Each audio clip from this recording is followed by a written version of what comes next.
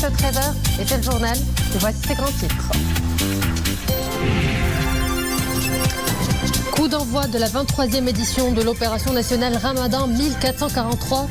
Hier, à l'ancienne Médina de Rabat, Sa Majesté le roi Mohammed VI a procédé au lancement de cette opération humanitaire initiée par la Fondation Mohammed V pour la solidarité.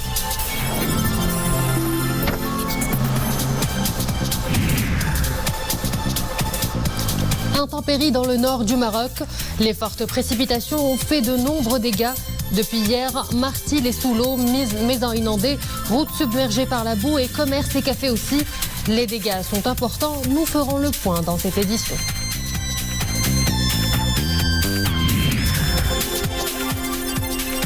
Marrakech, comme vous l'avez peut-être rarement vu, notre équipe nous invite à une immersion tout en beauté dans la cité aux mille et une merveilles. Laissez-nous vous guider par la caméra de Hamza Sayah, Khadija Rafiqi pour sublimer nos sens et la créativité de Abdelrahim Ben Cheikhi. Madame, Monsieur, bonjour. Le coup d'envoi de l'opération nationale Ramadan qui en est à sa 23e édition. Sa Majesté le roi Mohammed VI a procédé hier au lancement de cette opération humanitaire initiée par la Fondation Mohammed V par la solidarité à l'occasion du mois sacré et c'est à l'ancienne Médina de Rabat. Iman Abou. Une action de générosité hautement significative en ce mois béni. L'opération Ramadan 1443 traduit la sollicitude royale constante envers les populations en situation de vulnérabilité sociale et vient consacrer les valeurs d'humanité, de solidarité, d'entraide et de partage caractéristiques de la société marocaine.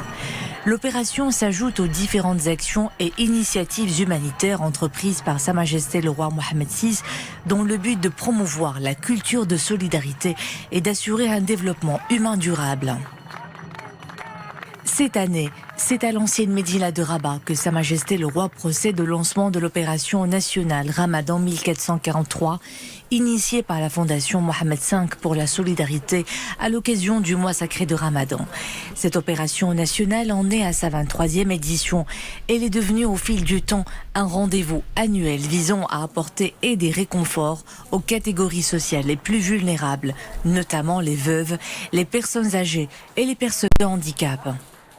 Une opération également qui traduit la mobilisation constante de la Fondation Mohammed V pour la solidarité, qui mène annuellement cette opération et qui l'a menée justement lors de ces 2 dernières années dans le contexte particulier que nous avons connu, avec cette année néanmoins une mobilisation plus forte au niveau des moyens, puisque c'est une enveloppe budgétaire globale de 103 millions de dirhams qui a été engagée pour la mise en œuvre de cette opération.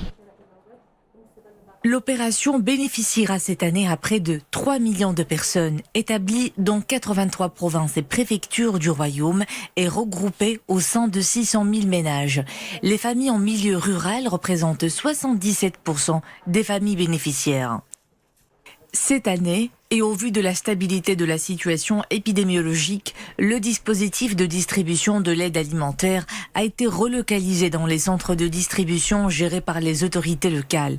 Et pour le bon déroulement de l'opération, des milliers de personnes sont mobilisées, soutenues par des assistantes sociales et des bénévoles au niveau de plus de 1800 points de distribution mis en place à travers le territoire national.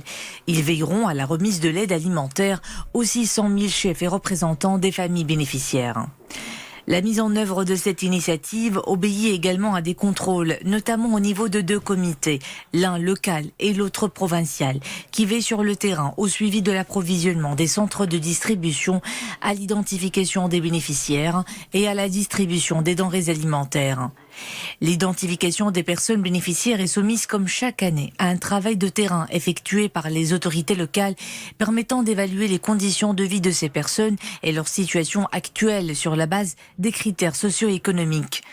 Un élan de solidarité auquel s'inscrivent les services sociaux des forces armées royales, l'entraide nationale, la promotion nationale et les autorités locales. De leur côté, le ministère de la Santé et de la Protection sociale et l'ONSA veillent au contrôle de la qualité des produits alimentaires distribués. Depuis son lancement en 1998, l'opération nationale de soutien alimentaire a mobilisé une enveloppe budgétaire globale de plus de 1,5 milliard de dirhams, avec un nombre de familles bénéficiaires qui est passé de 34 100 en 1998 à 600 000 à partir de 2020.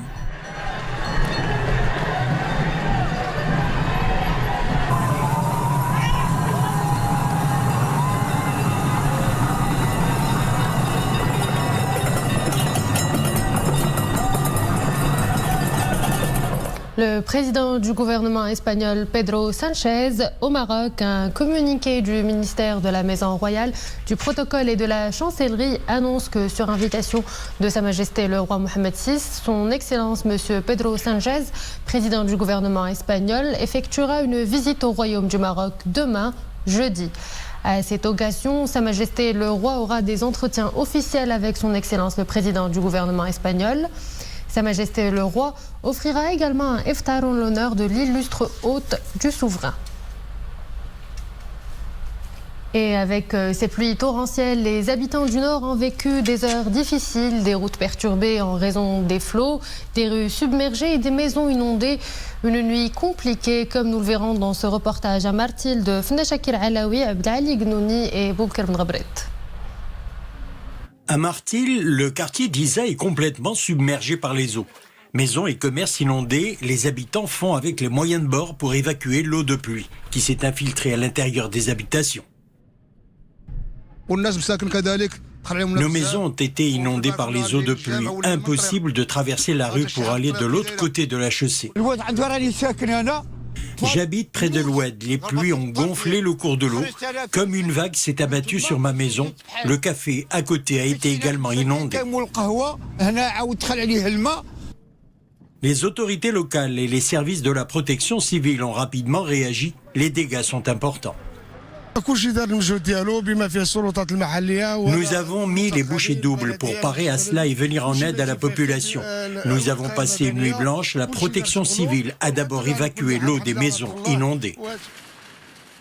Plusieurs axes routiers ont été réouverts à la circulation, notamment la route nationale 2 reliant Tétouan, Chefchaouen. 30 à 50 mm de pluie sont prévus cette journée dans la province. Et on le disait hier, il a plu des cordes, particulièrement au nord du Maroc. À Tétouan, plus de 83 mm de pluie ont été relevés. À Martil, plus de 46 mm de pluie ont été relevés, 45 mm à Mdir, 25 mm à Fnedok, 37 mm à Ouadlaou, 56 mm à Berchid, 40 mm à Nador et 66 mm à Tangemed. Et pour demain jeudi, le ciel sera plutôt dégagé à l'exception de quelques formations brumeuses sur les plaines nord et centre, les plateaux des Phosphates et d'Oualmès, le Saïs et l'Oriental. Et un ciel un peu à passagèrement nuageux sur le sud de l'Oriental. La mer sera peu agitée en Méditerranée entre Souera et Tantan.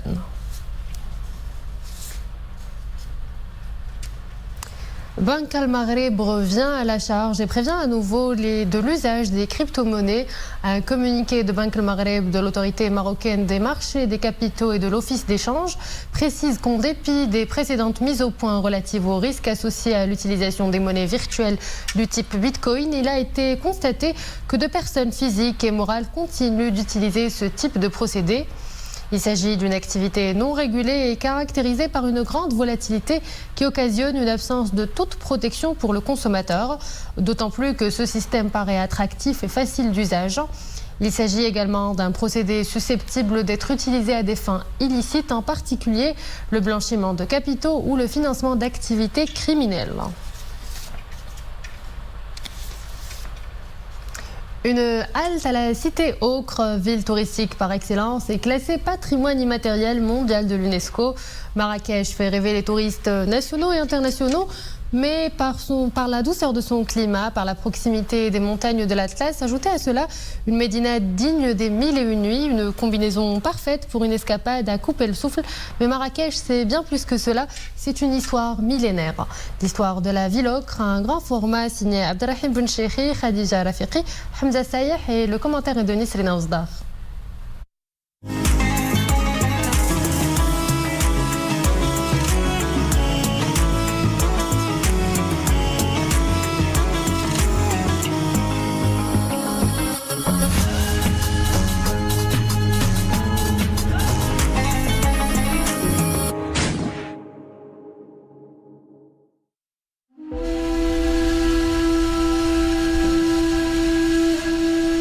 C'est une histoire qui a commencé il y a environ un millénaire, au XIe siècle.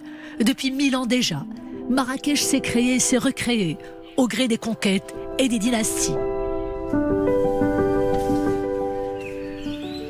Assoupie au pied de ses palmiers, étendue à l'ombre de ses jardins, sous un soleil ardent qui la couve, Marrakech ensorcelle, rajeunit, croît de nouveau, change de visage, sans jamais perdre une once de son cachet architectural.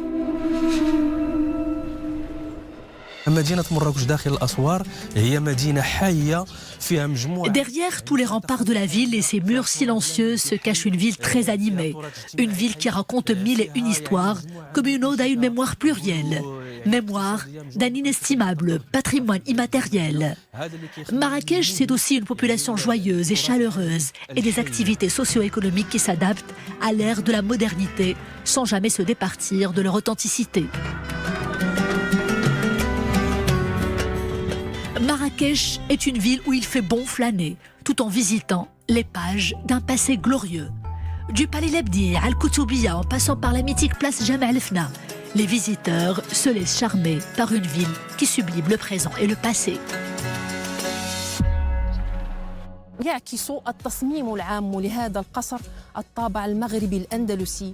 De manière générale, les bâtisses historiques de Marrakech reflètent le legs de la Grande Andalousie.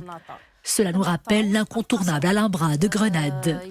Autre ressemblance, c'est les cours et les patios qui sont sous forme rectangulaire, les bassins hydrauliques trônant au milieu et les voûtes majestueuses qui ornent les toits.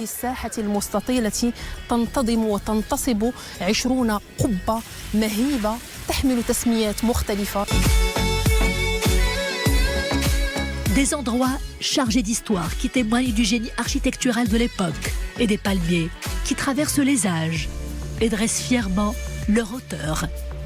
Des joyaux urbains et des monuments historiques qui racontent le rayonnement d'une ville classée patrimoine mondial de l'UNESCO.